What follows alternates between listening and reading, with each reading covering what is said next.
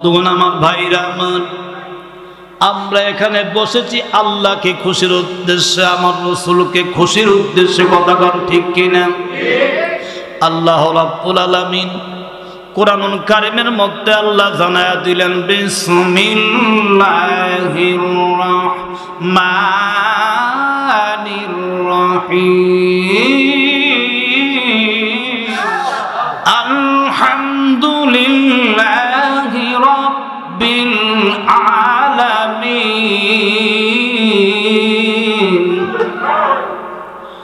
সমস্ত প্রশংসা আল্লাহর। আমরা আল্লাহর প্রশংসা করি, আল্লাহ খুশি না বেজার? আল্লাহর প্রশংসা করলে আল্লাহ খুশি হয়, মানুষের প্রশংসা করলে মানুষ খুশি হয়। আল্লাহ রাব্বুল আলামিন আমাকে আপনাকে বানাইছে, তার একটা উদ্দেশ্য আছে না নাই?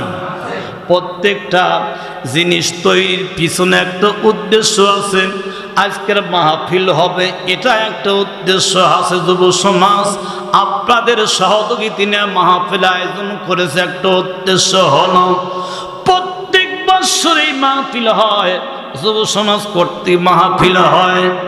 আর এটার উদ্দেশ্য হলো এলাকার মধ্যে যারা দুনিয়া ছেড়ে চলে গেছে তাদের মুক্তি এবং নিজেদের মুক্তির জন্য মানুষ কোরআন শুনবে, হাদিস শুনবে, আর ইসলামী জীবন গঠন করবে, মানুষের উপকৃত হবে। আর এটার কারণে দোয়ার মাধ্যমে যারা দুনিয়া ছেড়ে চলে গেছে তারা ওই আপনার কবরে শান্তি পাবে, আমরাও কবরে গেলে শান্তি পাবো। এই উদ্দেশ্যে করার মাহফিল। কথা বলুন ঠিক কিনা? আমার আল্লাহ আমাকে আপনাকে বানাইছে, একটা উদ্দেশ্য আছে না নাই? সেই উদ্দেশ্য কি আল্লাহ সে কথা বলে দিলেন, বিসমিল্লাহির রাহমানির রহিম,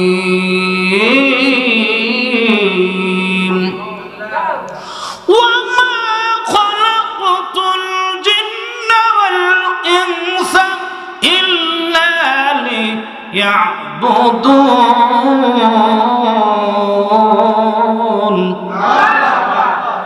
আল্লাহর উদ্দেশ্য মানুষ বানাইছে আল্লাহ, একটা উদ্দেশ্য, সেটা হলো আমার দাসত্ব করবে। আল্লাহ বলে আমার দাসত্ব পায়রবে, গোলামি করার জন্য, আমার ইবাদত করার জন্য আমি মানুষ তৈরি করেছি, জিনকে বানাইছি। মারহাবা কি একটা বার দেওয়া যাবে না?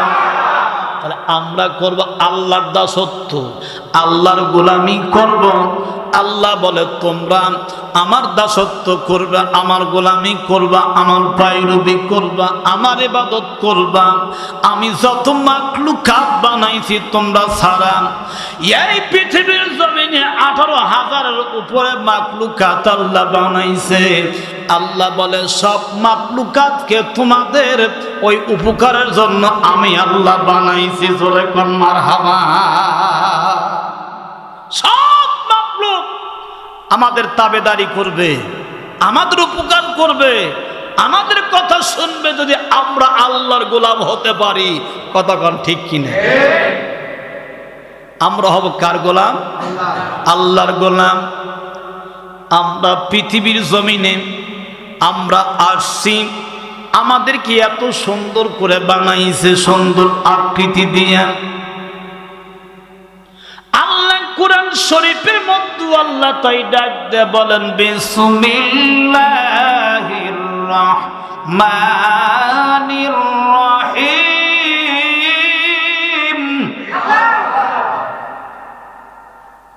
আল্লাহ কুরআনে বললেন, সুন্দর করে বলে দিলেন, আমি মানুষ বানাইছি সবচাইতে উত্তম সাজ দিয়া, সবচাইতে সুন্দর করে, যেখানে যা দরকার সেখানে তাই দিয়া আমি মানুষ বানাইছি।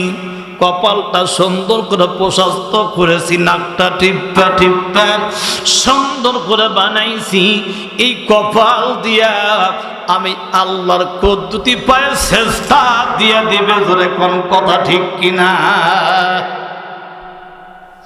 আল্লাহ রাব্বুল আলামিন বলেন, বান্দারে তোমাকে বানাইলাম সুন্দর আকৃতি দিয়া, এই বান্দা বান্দে যখন আল্লাহর নাফরমানি শুরু করে দিল, আমার আল্লাহ গোসা করে ফেললো। এবার আল্লাহ কোরআনে জানায়া দিল, কাইফা তাকফুরুনা বিল্লাহি ওয়া কুনতুম আমওয়াতান ফাআহইয়াকুম সুম্মা ইউমীতুকুম সুম্মা ইহয়ীকুম সুম্মা ইলাইহি তুরজাউন।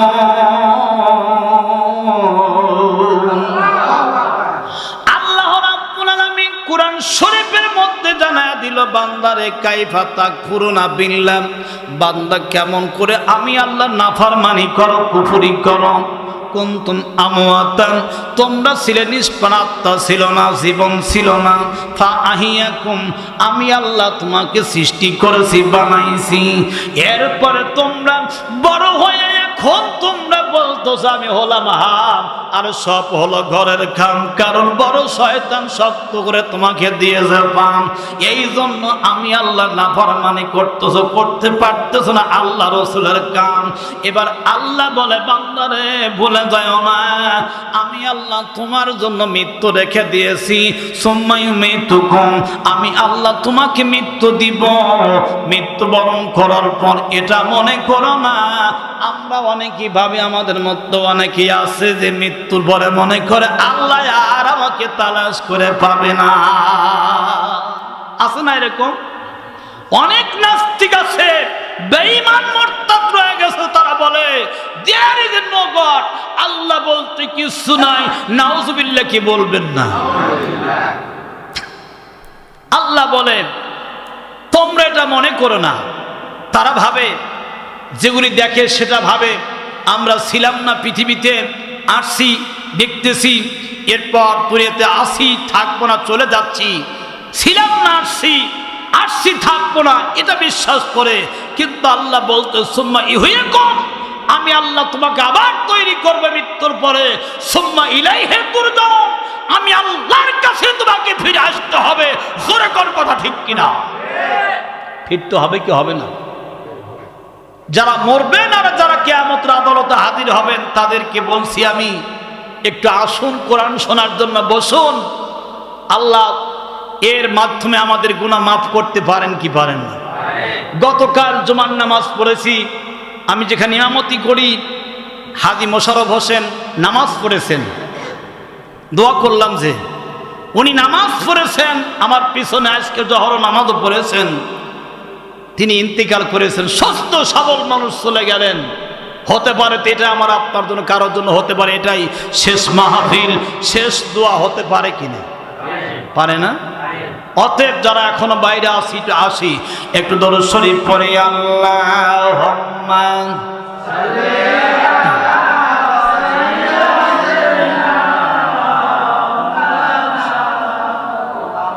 ওয়া আলা আলি সাইয়্যিদিনা। বৈজ্ঞানিকদের চিন্তাধারা আর দার্শনিকের গভীর জ্ঞান, সবই তোমার যাবে বিফল আজরাইল যখন টানবে জান। আল্লাহুম্মা সাল্লি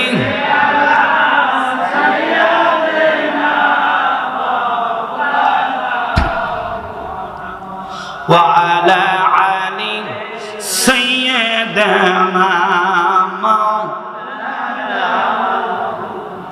বন্ধুগণ আমার, ভাইরা আমার, আমরা পৃথিবীর জমিনে যদি আমার রসুলকে যদি আমরা ওই আপনার নেতা মানতে পারি, তাহলে আমার কোনো কি ভাবনা আছে, চিন্তা আছে? কোনো চিন্তা নাই। আমার নবী সেরা নবী, আমার নবীকে রোল মডেল মনে করতে হবে। আমার আল্লাহ তাকে রোল মডেল করেই পৃথিবীতে পাঠাইছে। রসুলকে ছাড়া আমরা বুঝি না, আমরা রসুলকে মান্য করি। জীবনের চাইতে আমার রসুলকে আমরা ভালোবাসি কি বাসি না? বাসি তো। কারা কারা জীবনের চাইতে ভালোবাসি একটা হাত তুলে দেখাইতে পারি না? আল্লাহ কবুল করো, এ আল্লাহ তুমি কবুল করো, আমিন গণ। হাত নামান। পাইলে নিরালায় নবী গো পাইলে নিরালায় পাইলে হায় হায় দুই কদমি চুমু খাবো দুই কদমি চুমু খাবো চরণ ধুলি মাগবো গায় পাইলে নিরালায় নবীজি পাইলে নিরালায় পাইলে আমার নবী নূরের নবী আমার নবী জিন্দা নবী মারহাবা কোন আমার নবী নূরের নবী আমার নবী জিন্দা নবী দয়া কোনে থাইকো নবী মরণের বেলায় দয়া করে থাইকো নবী মরণের বেলায় পাইলে নিরালায় নবীজি পাইলে নিরালায় পাইলে হায় হায় দুই কদমে চুমো খাবো দুই কদমে চুমো খাবো চরণ ধুলি মাগবো গায় পাইলে নিরালায় নবীজি পাইলে নিরালায় পাইলে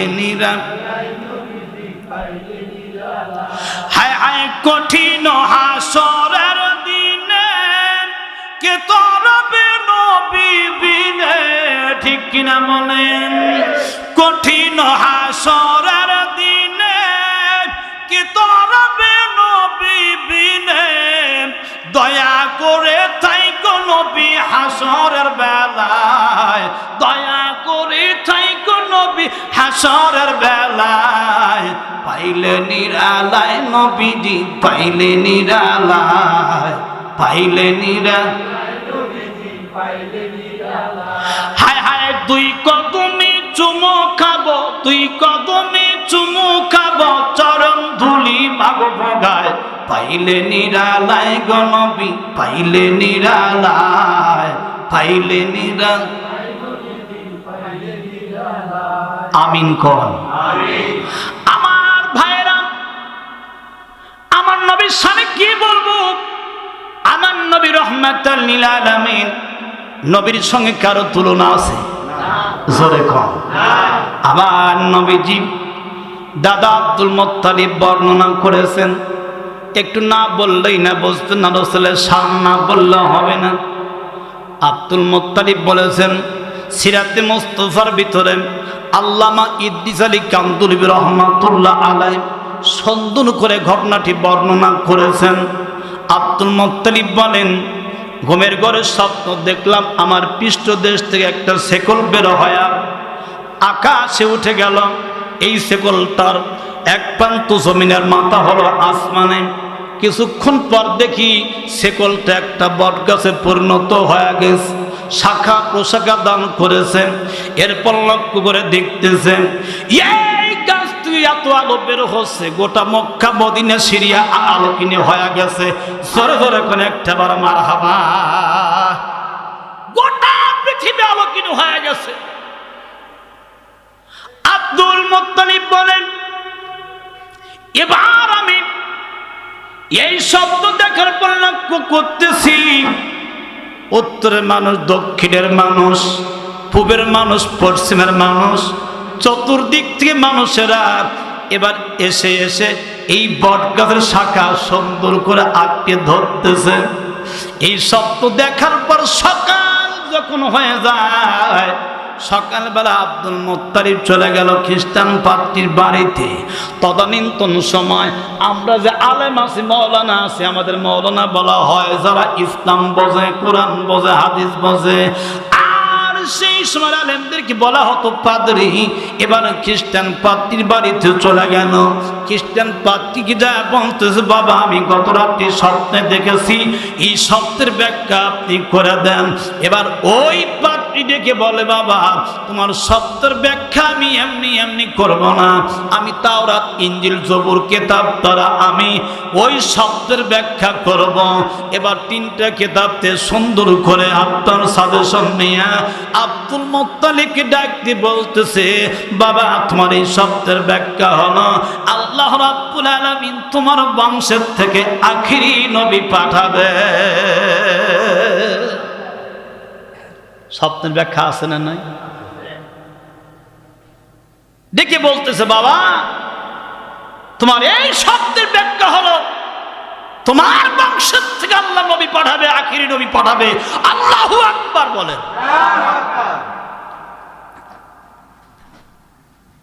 অনেক আনন্দিত, খুশি হওয়ার কথা, খুশি হওয়ার কথা না?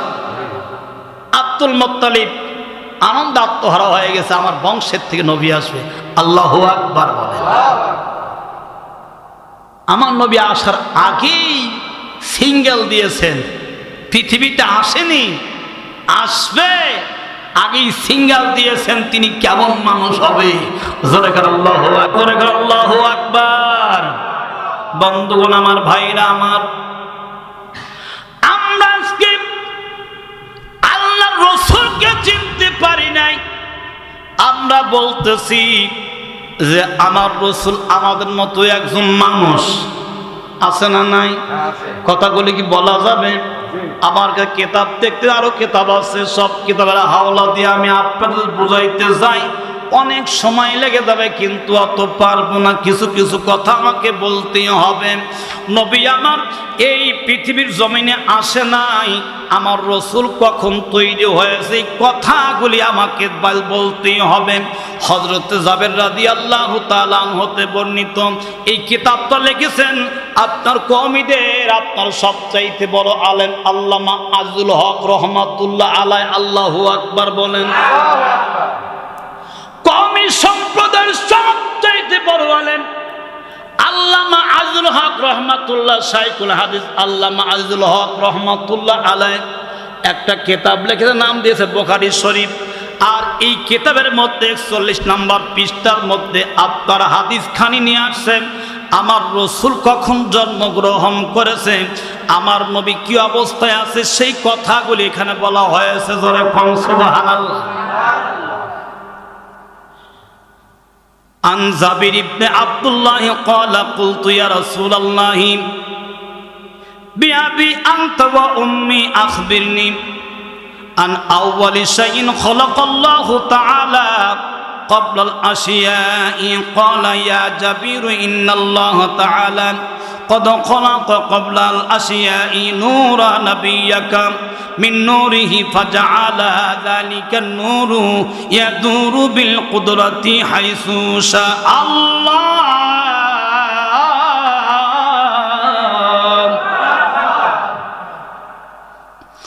ولم يكن في ذلك الوقت لوح ولا قلم ولا جنة ولا نار ولا ملك ولا سماء ولا أرض ولا شمس ولا قمر ولا جني ولا إنسي। الله أكبر। হযরত জাবের রাদিয়াল্লাহু তাআলা হতে হাদিস খানি বর্ণিত, তিনি বলেন, এবার হযরত জাবের রাদিয়াল্লাহু তাআলা বলতে কুলতু ইয়া রাসূলুল্লাহি বিআবি ওয়া আনতা উম্মি আখবিরনি আনা আউয়ালি শাইইন খালাকাল্লাহু তাআলা। হে আল্লাহর নবী, হে আল্লাহর রাসূল, আমি আপনার কাছে জানতে চাই, আমার পিতামাতা আপনার চরণে উৎসর্গ করে দিলাম, আপনি বলুন সর্বপ্রথম আল্লাহ পাক কি তৈরি করেছে। জোরে কোন সুবহানাল্লাহ। এবার আমার রাসূল বললেন, জাবের রে, সর্বপ্রথম আল্লাহ রাব্বুল আলামিন তোমার নবীর নূর সৃষ্টি করেছে, নূরে মুহাম্মাদি। আল্লাহু আকবার বললেন। কি সৃষ্টি করেছেন? নূরে মুহাম্মাদি সৃষ্টি করেছেন, তোমার নবীর নূর সৃষ্টি করেছেন। এরপরে আল্লাহ জানেন, আল্লাহ রাসূল বলতেছে, জাবের রে, কোন সময় সৃষ্টি করা হয়েছে একটু শোনো। এবার ওয়াক্তের কথা বললেন, সময়ের কথা বলে দিলেন, কোন সময় সৃষ্টি করা হয়েছে।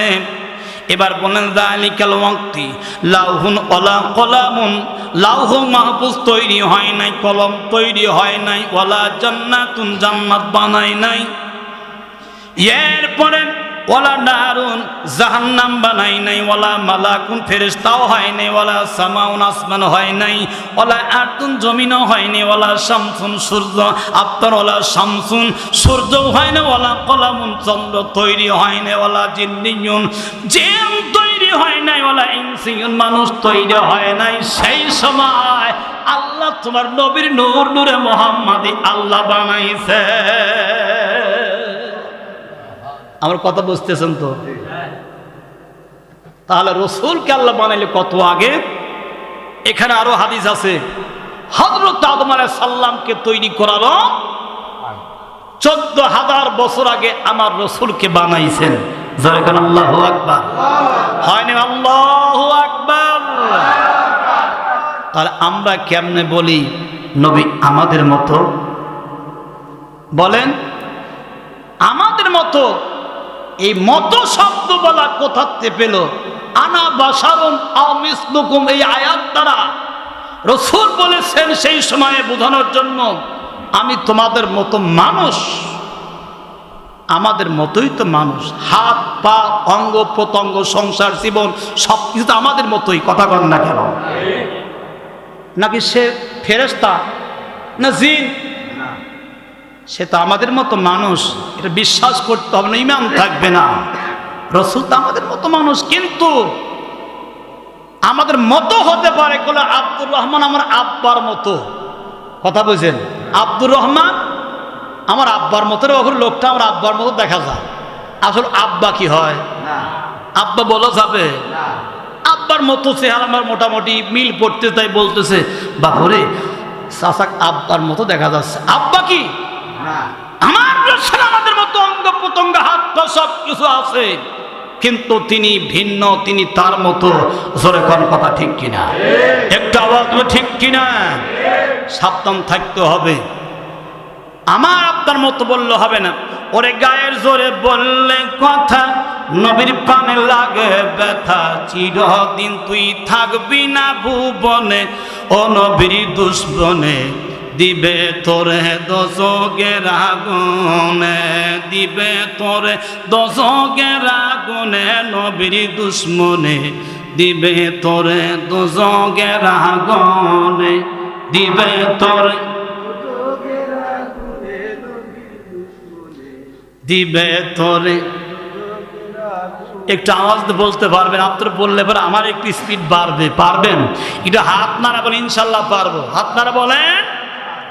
ওরে গায়ের জোরে বললে কথা নবীর প্রাণে লাগে ব্যথা, চিরদিন তুই থাকবি না ভুবনে, নবীর দুশ্মনে দিবে তোরে দোজখের আগুনে, দিবে তোরে দোজখের আগুনে, নবীর দুশ্মনে দিবে তোরে।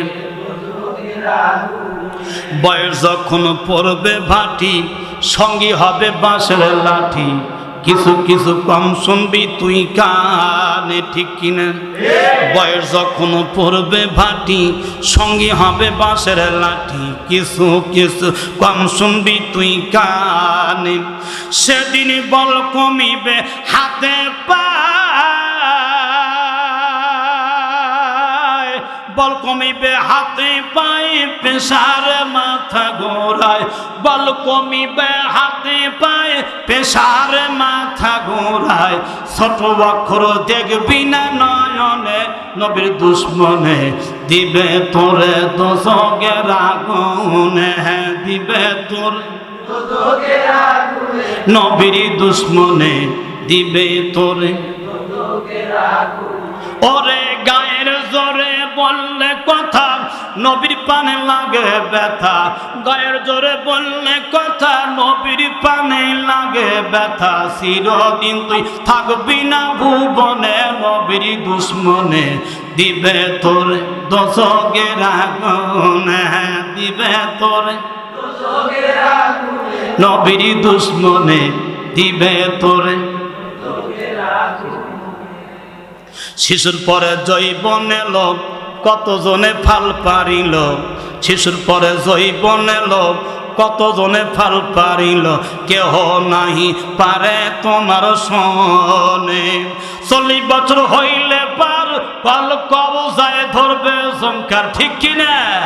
40 বছর হইলে পার পাল কবজায় ধরবে জঙ্কার, আজরাইল ঘুরবে পিছনে পিছনে, নবীর দুশ্মনে দিবে তোর দোজকের আগুনে, দিবে তোর দোজকের আগুনে, নবীর দুশ্মনে দিবে তোর দোজকের আগুন। ওরে গায়ের জোরে বললে কথা, নবীর পানে লাগে ব্যথা, গায়ের জোরে বললে কথা, নবীর পানে লাগে ব্যথা, চিরদিন তুই থাকবি না ভুবনে, নবীর দুশ্মনে দিবে তোর দোজকের আগুনে, দিবে তোর দোজকের আগুনে, নবীর দুশ্মনে দিবে তোর দোজকের আগুন। আহা এমন একদিন আসবে চলে, বুক বাসাইবি নয়ন জলে, সেদিন নবীর কথা পড়বে যে তোর মনে, সেদিন হাত তুলিয়া চাইবি না, হাত তুলিয়া চাইবি না যত করে সগুনা, হাত তুলিয়া চাইবি না যত করে সগুনা। মহিউদ্দিন ফারুকি কয় তওবা কর জীবনে, নবীর দুশ্মনে দিবে তোর দোজকের আগুনে, দিবে তোর দোজকের আগুনে, নবীর দুশ্মনে দিবে তোর দোজকের আগুনে। ওরে গায়ের জোরে বললে কথা, নবীর পানে লাগে ব্যথা, চিরদিন তুই থাকবি না ভুবনে, নবীর দুশ্মনে দিবে তোরে দোজকের আগুনে, দিবে তোরে দোজকের আগুনে, দুশ্মনে দিবে তোরে দোজকের আগুনে। আল্লাহুম্মা সাল্লি আলা সাইয়্যিদিনা ওয়া আলা আলি সাইয়্যিদিনা। বন্ধুগণ আমার, ভাইরা আমার, এবার লক্ষ্য করুন, কোরআন ভিত্তিক হাদিস ভিত্তিক কথা বলতে হবে, গায়ের ধরে কোনো কথা বলা যাবে না। কথা কোন ঠিক না ঠিক? যেটা কোরআন সাপোর্ট করে না, হাদিস সাপোর্ট করে না, সেটা আমরা বলতেও যাব না, মানতেও যাব না। কোরআন যেটা বলে, হাদিস যেটা বলে, সেটা আমরা বলবো, সেটা আমরা মান্য করব। জোরে জোরে কোন কথা কোন ঠিক কিনা? বন্ধুগণ আমার, ভাইরা আমার, তাহলে নবীর কথা আমরা মেনে চলবো। পৃথিবীর জমিনে আমরা রাসূলকে মডেল হিসেবে মানব, নেতা মানব। আমার নবীর জন্য আমরা জীবন দিতে পারি, আমার নবীর জন্য রক্ত দিতে পারি, নবীর জন্য আমরা এই পৃথিবীর জমিনে অর্থ করি ব্যয় করতে পারি। জোরে জোরে কোন কথাগুলি ঠিক কিনা? ভাইরা আমার, সময় আসলে কম, রাত্রি ধীরে ধীরে বেশি হয়ে যাচ্ছে। কথা বলতে গেলে সময় দরকার হয় কি হয় না? আলোচনা কিছু সময় করব, কি করা যাবে? কষ্ট হবে। একে যে গেল করে লা ইলাহা, পাওয়ার দিতে হবে, লা ইলাহা ইল্লাল্লাহ মুহাম্মাদুর রাসূলুল্লাহ, পড়ুন সাল্লাল্লাহু আলাইহি ওয়াসাল্লাম। তাহলে আমরা এখান থেকে কি পাইলাম? আমরা জানলাম যে গায়ের ধরে কথা বললে জাহান্নামে যেতে হবে। কথা কোন ঠিক কিনা? আমরা কোরআন হাদিসে জীবন গঠন করব। আল্লাহ পাক কোরআন দিয়েছে আসমান থেকে একটা রশি হিসেবে। আল্লাহ বলেন ওয়াতাসিবু বিহাবলিল্লাহি জামিআন ওয়ালা তাফাররাকু, আমি আসমান থেকে একটা রশি পৃথিবীতে পাঠাইয়া দিলাম, এই রশি তোমরা শক্ত করে আঁকড়ে ধরো আর পরস্পর বিচ্ছিন্ন হয় না। নির্দেশ কার? আল্লাহ। আমরা বিচ্ছিন্ন হচ্ছি কি হচ্ছি না? টুপিওয়ালা মিল নাই, দাড়িওয়ালা মিল নাই, আমরা একে অপরকে দেখতে পারি না। এই জন্য আজকে যারা বিধর্মী, যারা ইসলামের শত্রু, যারা রাসূলের শত্রু, যারা আল্লাহর দুশমন, তারা আজকে সুযোগ পায়া আর মুসলমানদেরকে ঘায়েল করতেছে। ঠিক কিনা? এক থাকা দরকার কি দরকার না? অনেক কথা মনে পড়তেছে, এত কথা বলা সম্ভব না। আমরা আজকে এখান থেকে কিছু জ্ঞান নেব যে এই আমলটা করলে আল্লাহকে পাওয়া যাবে, রাসূলকে পাওয়া যাবে। আল্লাহ পাক কোরআন শরীফের মধ্যে সুন্দর করে ওয়াজ করছেন। আমরা কাকে মেনে চলবো, কাকে আমরা মান্য করব, কাকে আমরা পৃথিবীর জমিনে আঁকড়ে ধরবো, সে কথা আল্লাহ কোরআন শরীফে বলেন, বিসমিল্লাহির রহমানির রহিম, কুল ইন কুনতুম তুহিব্বুনাল্লাহা ফাত্তাবিউনি ইউহিব্বুকুমুল্লাহ ওয়া ইয়াগফির লাকুম যুনুবাকুম ওয়াল্লাহু গফুরুর রহিম।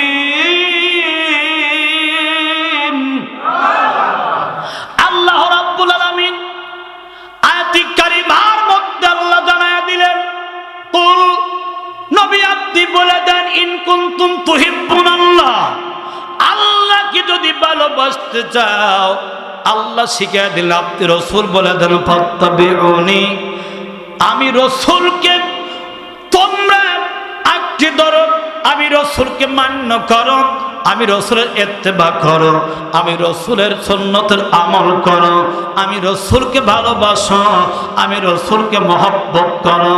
আল্লাহ বলে, যারা আমার নবীকে মহব্বত করবে, আমার রাসূলকে মেনে চলবে, আমার রাসূলের তরিকায় যারা চলবে, আমি আল্লাহ বলে দিলাম, আমি তারে 2টা নগদ পুরস্কার দেব। জোরে কোন কয়টা? আরো জোরে, আরো জোরসে বলেন। 2টা পুরস্কার। প্রথম নাম্বার পুরস্কার, ইউহিব্বুকুমুল্লাহ, স্বয়ং আল্লাহ আপনাকে আমাকে ভালোবাসবে। আল্লাহু আকবার বলেন। আর 2 নাম্বার পুরস্কার, ওয়া ইয়াগফির লাকুম যুনুবাকুম, আল্লাহ ডাক দিয়ে বলেন, বান্দা বান্দিরে, আমি রাসূলের খাতিরে তোমার জীবনের গুনাহগুলি আমি আল্লাহ মাফ করে দেব। তাহলে একটা হলো আল্লাহর ভালোবাসা, আর একটা হলো আমার আপনার জীবনের গুনাহ মাফ। জোরে বলেন আল্লাহু আকবার। আল্লাহ রাসূলকে যদি আমরা মান্য করতে পারি, অনুসরণ করতে পারি, মহব্বত করতে পারি, তাহলে আমাদের গুনাহগুলি মাফ হয়ে যাবে। ইন্তিকাল করার পর আমার কবরের সঙ্গে সরাসরি জান্নাতের আবহাওয়া চলে আসবে, সংযোগ হয়ে যাবে। আল্লাহু আকবার বলেন। আমার ভাইরা, আমার বন্ধুগণ, লক্ষ্য করুন, আমার নবী আখিরি জামানার পয়গম্বর মুহাম্মদ মুস্তাফা সাল্লাল্লাহু আলাইহি ওয়াসাল্লামকে আমার আল্লাহ কত ভাষে একটু খেয়াল, কত ভালোবাসে খেয়াল করুন। আমার আল্লাহ রব্বুল আলামিন আমার রাসূলের লকব দিলেন হাবিবুল্লাহ। জোরে কোন কি? হাবিব মানে কি বলুন তো? বন্ধু। খলিল মানে কি? খলিল মানো বন্ধু, হাবিব মানো বন্ধু। হাবিব কারে বলা হয়, খলিল কারে বলা হয়, একটু জেনে নেন। আল্লাহ কি পাওয়ার জন্য, আল্লাহকে যারা মহব্বত করে মসজিদ বানায়, মক্তব বানায়, ধর্মসভা দেয়, ইজতেমা মাহফিল দেয়, এরপর পানির ব্যবস্থা করে, মানুষের কল্যাণে কাজ করে, একমাত্র আল্লাহকে ভালোবেসে আল্লাহকে পাওয়ার জন্য এগুলি করে, সব হলো খলিলুল্লাহ। আর আল্লাহ যাকে ভালোবাসে তিনি হলো হাবিবুল্লাহ। জোরে কোন সুবহানাল্লাহ। পৃথিবীর জমিনে লক্ষ লক্ষ কোটি কোটি খলিলুল্লাহ রয়ে গেছে, কিন্তু হাবিবুল্লাহ শুধুমাত্র একমাত্র একজন, তিনি হল আমার আপনার নবী আখিরি জামানার পয়গম্বর মুহাম্মদ রাসূলুল্লাহ সাল্লাল্লাহু আলাইহি ওয়াসাল্লাম। মারহাবা কি একটাবার দেওয়া যাবে না? তাহলে আমার নবী হলেন, আমার পৃথিবীর জমিনে আমার নবী হলেন হাবিবুল্লাহ। আল্লাহ বলে, আমি আমার রাসূলকে লকব দিয়েছি, টাইটেল দিয়েছি হাবিবুল্লাহ। আমি আমার রাসূলকে ভালোবাসি। পৃথিবীর জমিনে যারা আমার রাসূলকে কষ্ট দেয় আমি আল্লাহ তার বিচার করি, আমি সহ্য করতে পারি না। আমার নবীর কষ্ট আমি সহ্য করতে পারি না, আমি তার বিচার পৃথিবীর জমিনে আমি করি। জোরে জোরে কোন একটা বার সুবহানাল্লাহ। আমার নবীকে দাওয়াত দিলেন মদিনার ভিতরে, নাম হলো কাব ইবনে আশরাফ। কাব ইবনে আশরাফ দাওয়াত দিলেন আমার নবীর সামনে এসে বলতেছে, ইয়া রাসূলুল্লাহ, ইয়া হাবিবাল্লাহ, আপনাকে দাওয়াত করার জন্য আসছি, আপনার বয়ান শুনবো। খেয়াল করতেছেন তো, কষ্ট হচ্ছে না তো আপনাদের?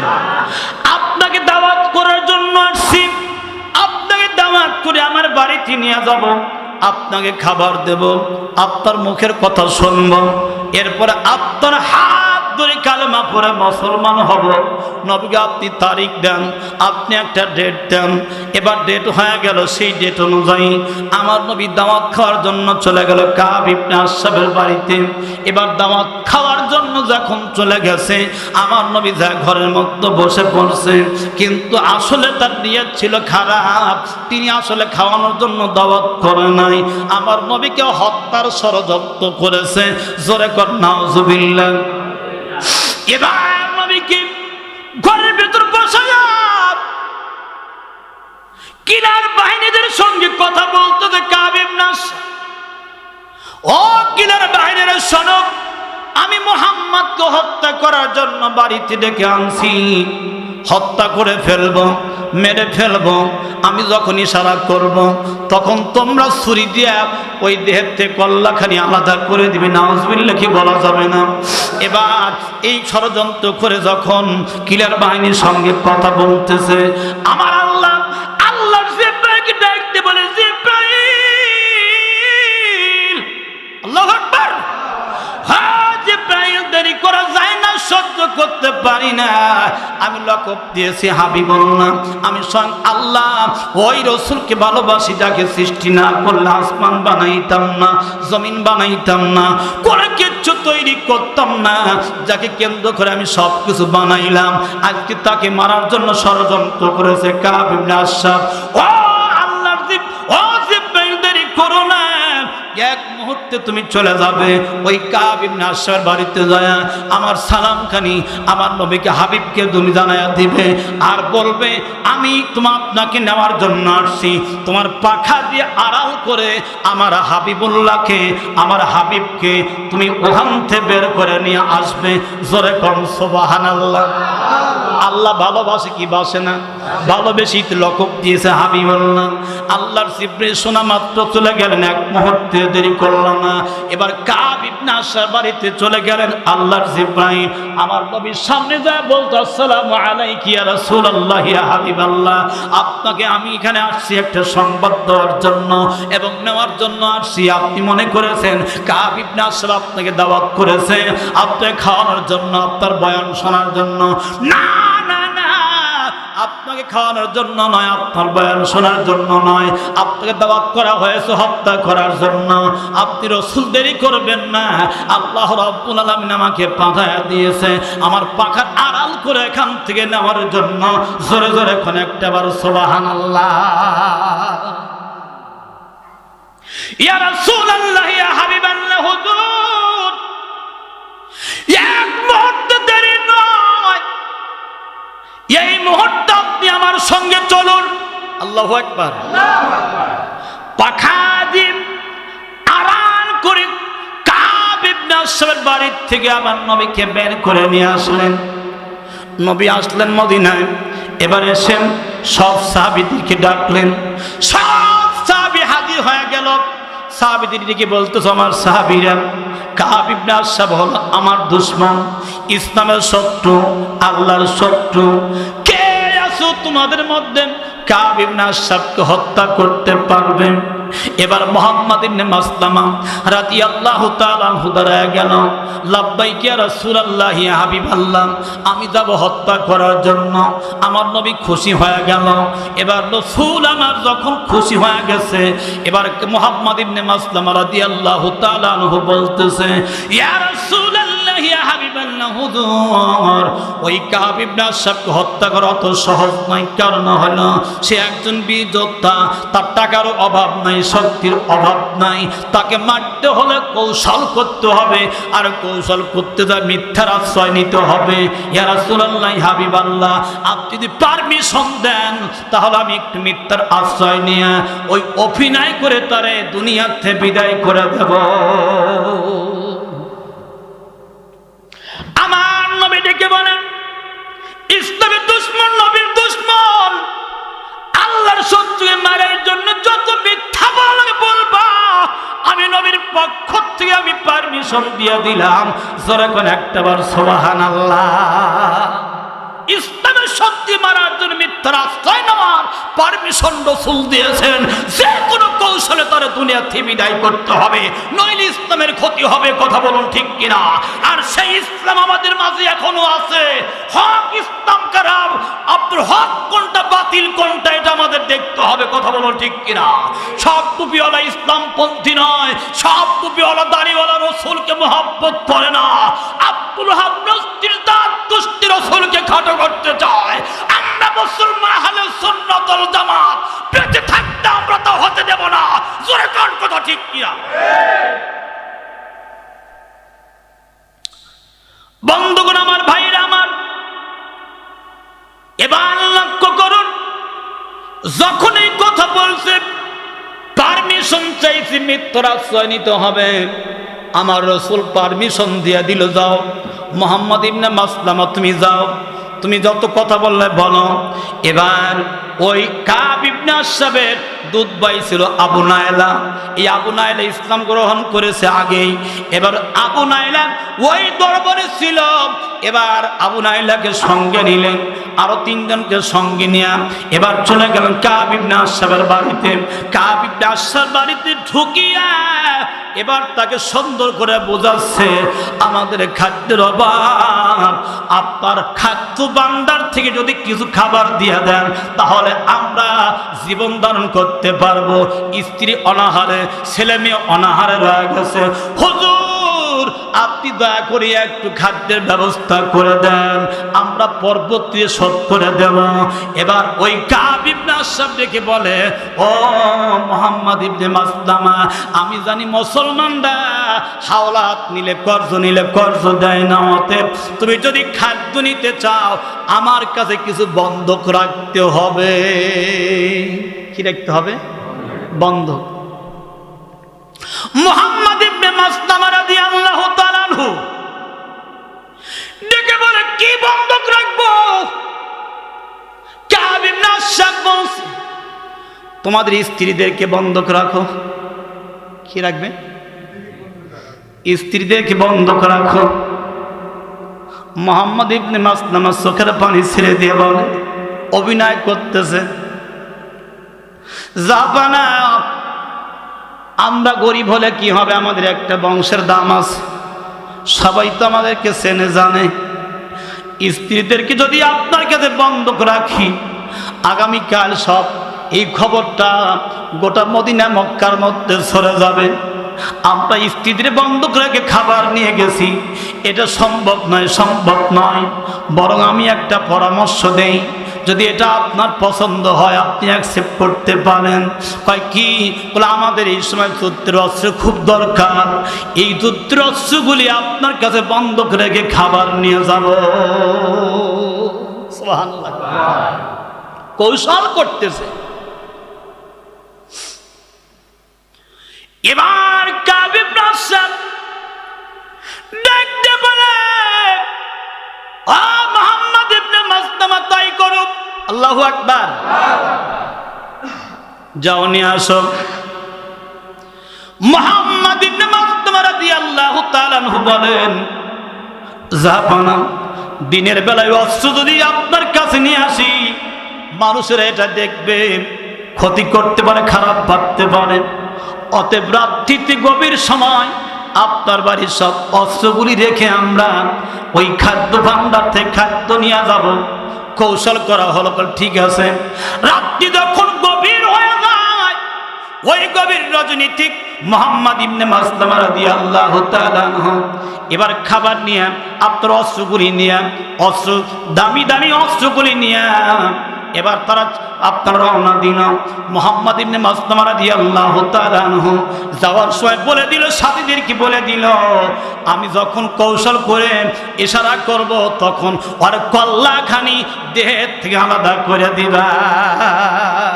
সুবহানাল্লাহ। গভীর রজনী কাব ইবনে আশরাফ ঘুমাইয়া পড়েছেন। কাব ইবনে আশরাফের স্ত্রী এত সুন্দর আপনার সুগন্ধি তৈরি করতে পারে, গোটা মদিনার মধ্যে এত সুগন্ধি আর কেউ বানাইতে পারে না। আর সেই সুগন্ধি কাব ইবনে আশরাফ ব্যবহার করত, মাথায় চুলের মতো ব্যবহার করত। কাব ইবনে আশরাফের মাথার মধ্যে কোকড়া চুল, লম্বা চুল ছিল, বাবরি ছিল। এবার ওই কাব ইবনে আশরাফ কি যখন ডাকতেছে মুহাম্মদ ইবনে মাসলামা রাদিয়াল্লাহু তাআলা আনহু এবার ওই ডাকে সাড়া দেয় না। কৌশল করে আবু নাইলা তার দুধ ভাইকে আগায়া দিয়ে বলতেছে, যাও তোমার ভাইকে একটু ডেকে আনো। জোরে কোন মারহাবা। খালি মারামারি করলে ইসলাম জিন্দা হয় না, যুদ্ধে বিজয় লাভ করা যায় না, কৌশলগতভাবে আগাইতে হয়। কথা বলুন ঠিক কিনা? আমরা মারামারি বুঝি, কৌশল বুঝি না। কথা ভুল বললাম না খারাপ বললাম? এবার কাব ইবনে আশরাফ যখন ভাইয়ের কণ্ঠ শুনছে, আপনার আবু নাইলা বলে, ভাইজান আপনি বাইরে আসুন, বাইরে আসুন, আপনার সঙ্গে কথা বল। স্ত্রী ডেকে বলে, স্বামী রে, ও স্বামী তুমি বাইরে যাও না, বাইরে যাও না, রাত্রিতে বাইরে গেলে বিপদ হতে পারে। গভীর রজনী, এই সময় বাইরে গেলে বিপদ হতে পারে, আসতে দেয় না। যেই স্বামীদেরকে, যে স্ত্রীরা স্বামীদেরকে বেশি ভালোবাসে, রাত্রিতে কেউ যদি ডাকে স্ত্রী কিন্তু সহজে বের হতে দেয় না।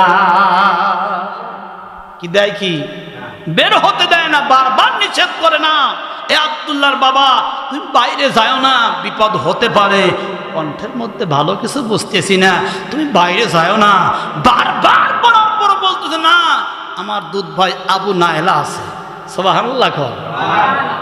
কে আছে? আবু নাইলা। আমার ভাইয়েরা, স্ত্রীদেরকে এর জন্য ভালোবাসতে হবে। স্ত্রীরা কখনো স্বামীর খারাপ চায় না, চায় খারাপ চায় না। জান্নাতে যদি যেতে চান তাহলে স্ত্রীকে জান্নাতি বানান লাগবে। কি বানান লাগবে? জান্নাতি বানান লাগবে। স্ত্রী যদি জান্নাতি হয় আপনিও জান্নাতি। কারণ হলো হাদিসের মধ্যে আসছে, স্ত্রী যদি জান্নাতি হয়, স্বামী যদি জাহান্নামী হয়, কিয়ামতের আদালতে হিসাব নিকাশ করার পর জান্নাত জাহান্নাম হয়ে গেছে, স্বামী জাহান্নামে চলে গেছে, স্ত্রী জান্নাতে গেছে। স্ত্রী আল্লাহকে ডেকে বলবে, আল্লাহ আমার স্বামী কোন জায়গায়? আল্লাহ ডেকে বলবে, তোমার স্বামী জাহান্নামের নিচতলায়। স্ত্রী ডেকে বলবে, তাই কি হয়? আমার স্বামী সে জায়গায়, আমিও যাব সে জায়গায়। আল্লাহু আকবার বলেন। আমার স্বামী কোথায়? আল্লাহ ডেকে বলে, তোমার স্বামী তো জাহান্নামের নিচতলায়। কয়, আল্লাহ আমার স্বামীর কাছে যাব। আল্লাহ ডেকে বলবে, না না, তুমি তো জান্নাতি মানুষ, তুমি জাহান্নামে যেতে পারো না। আল্লাহকে ডেকে বলো, আল্লাহ তোমার জান্নাত চাই না, আমার স্বামীর কাছে আমি যাব। আল্লাহ রাব্বুল আলামিন এবার পারমিশন দিয়া বলবে, যাও। জান্নাতি মানুষ যখন জাহান্নামের দরজায় দাঁড়াবে, সঙ্গে সঙ্গে জাহান্নাম নিস্তব্ধ হয়ে যাবে। জোরে কোন সুবহানাল্লাহ।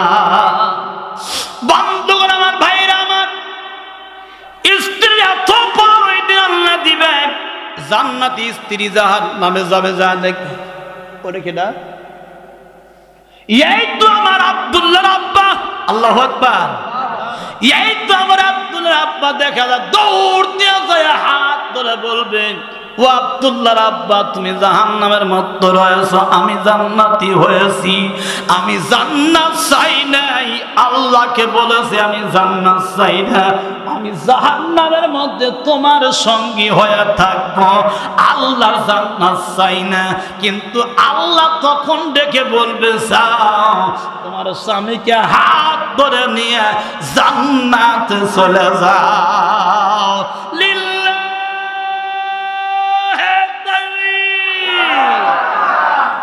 বন্ধুগণ আমার, বাইরে আমার, এই জন্য আমি বলি স্ত্রীদেরকে জান্নাতি বানাইতে হবে। স্ত্রী যদি জান্নাতি হয় তাহলে আমিও জান্নাতে যেতে পারবো। আমার আমল দ্বারা যদি জান্নাতে নাও যেতে পারি, স্ত্রী জান্নাতি হলে জান্নাতে যাওয়া যাবে। তাহলে স্ত্রীদেরকে দিনদার পরহেজগার বানান দরকার আছে না নাই? আপনারা, আমি জানি রাগ হলেই মাঝে মধ্যে আপনারা পিটা মারেন কেন? স্ত্রী মারেন কেন? স্ত্রী মারা যাবে? মাটি যদি হয় আপনি রুমাল দিয়ে মারেন, মাটি হয় মেশাক দিয়ে বাইরেন। আপনি কেন এই মোটা ছোট লাঠি দিয়ে বাইরে আপনি ঘর থেকে বের করে দেন? আমার পাশের গ্রাম, আমি ওই লক্ষ্য করেছি, নামটা বললে এটা গীবত হয়ে যাবে। সম্পর্কে আমার মামা হয়, মাঝে মধ্যে মামি কি পিটায়া পিটায়া রাস্তায় নিয়ে আসতো। এত রাগের রাগ, এমন পিটান পিটাই তোমাদের মধ্যে বলতাম, মামা কাজটা ভালো হয় না, আপনি মামি পিটান কেন? বলতাম, তখন ছোট ছিলাম তো বুঝি নাই। স্ত্রীকে মারছে, এমন ভাবে মারছে, অবশেষে সেই স্ত্রী ছাড়া কিন্তু তার পথ হলো না। বুড়ো হয়ে গেছে, যে স্ত্রী দেখতে পারে না সেই স্ত্রী সেবা করে যত্ন করে দুনিয়ার থেকে বিদায় করে দিল। আল্লাহু আকবার বলেন। তার স্ত্রীতে ভালোবাসা দরকার আছে না না? কথা বলেন। স্ত্রীদের পিটাবেন না, মারবেন না, ভালোবাসবেন। হাদিস শরীফের মধ্যে আসছে, যদি স্ত্রী রাগ করে, গোসা করে, আপনি তার মাথায় হাত রাখবেন। হাত রাখলে আপনার 95% রাগ স্ত্রী কমে যাবে। সুবহানাল্লাহ কোন। তাই বলে অন্য স্ত্রী মাথায় আবার হাত রাখেন না, নিজেরটা রাখেন। স্ত্রী খুশি হবে, সংসার হবে সুখের সংসার। স্ত্রী হলো বাঁকাহারের তৈরি, ওরা মরে যাবে, ভাঙিয়ে যাবে, ফাঁকা সারটা ওরা ভেঙে যাবে, তবু সোজা হবে না। কথা কয় না, কথা কয় না। অযথা মাইরা চামড়া ফাটায় লাভ নাই। ভালোবাসবেন, আদর করবেন, দেখবেন ওদের রাগ এমনি পানি হয়ে গেছে। কথা কন ঠিক কিনা? ভাইরা আমার, স্ত্রীদের মহাব্বত করতে হবে। অনেক কথা মনে পড়তেছে কিন্তু বলার সময় হবে না। আমার বন্ধুগণ লক্ষ্য করুন, সময় এসে আকাশ কেমন যেন। আপনারা বাড়িতে যাবেন, তাই না? কত বাজে? একটু দরুদ শরীফ পড়ি। আল্লাহুম্মা সাল্লি আলা সাইয়্যিদিনা মুহাম্মাদুন সাইয়্যিদিন আরে নাবিয়ানা শাফিয়ানা মাওলানা মুহাম্মাদ নাবিয়ানা। হায় দরদ পর, দরদ পর, দরদ পর, দরদ পর। নূর নবীকে ভইল না, নূর নবীকে ভইল না। নূর নবীকে ভালোবাসলে জান্নাত হবে ঠিকানা। নূর নবীকে ভালোবাসলে জান্নাত হবে ঠিকানা। আল্লাহুম্মা সাল্লি আলা নাবিয়ানা শাফিয়ানা মাওলানা মুহাম্মাদ। আল্লাহুম্মা সাল্লি আলা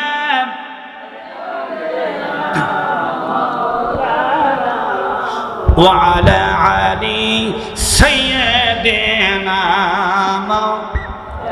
ইদারা সালাম দিয়া নবী সালাম আলাইকা, হায়া রাসূল সালাম আলাইকা, ইয়া হাবিব সালাম আলাইকা সালাওয়াতুল্লাহ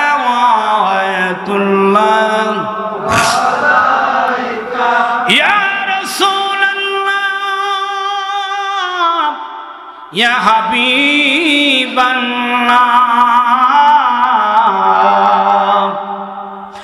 আপনি মদিনা হইতে মদরকে পারে দেখিতে মদের লাশ কবরে রাখিলে উঠাই নিবেন আপন কোলেতে ইয়া নবী আলাইকা ইয়া রাসূল সালাম আলাইকা ইয়া হাবিব সালাম আলাইকা সালাওয়াতুল্লাহ আলাইকা ইয়া রাসূলুল্লাহ উম্মতের দরদি মায়ার নবী সাইয়্যিদনা ইয়া হাবিবাল্লাহ মরণের যন্ত্রণা সইব একা অন্ধকার কবরে থাকিব একা কঠিন হাসরে উঠিব একা সেদিন যেন আপনার পাই দেখা ইয়া নবী সালাম আলাইকা ইয়া রাসূল আলাইকা ইয়া হাবিব সালাম আলাইকা সালাওয়াতুল্লাহ الصلاة والسلام عليك يا رسول الله الصلاة والسلام عليك يا حبيب الله الصلاة والسلام عليك يا شفيع المذنبين الصلاة والسلام عليك يا رحمة للعالمين بلغ العلا بكماله كشف الدجى حسنت جميع خصاله محبت فن بلغ العلا بكماله حسنت جميع خصاله صلى সম্মানিত উপস্থিতি এই হলো দরিদ্রের সালাম এটা মানে মাটি নয় এখানে বলা হয় আমি তোমাদের মতো মানুষ এটাই বলা হয়েছে অতএব আমরা রাসূলকে মাটি বলবো না আমরা নবী বলি আল্লাহ কবুল করুন আমরা বলি আল্লাহুম্মা আমিন কষ্ট পেলেন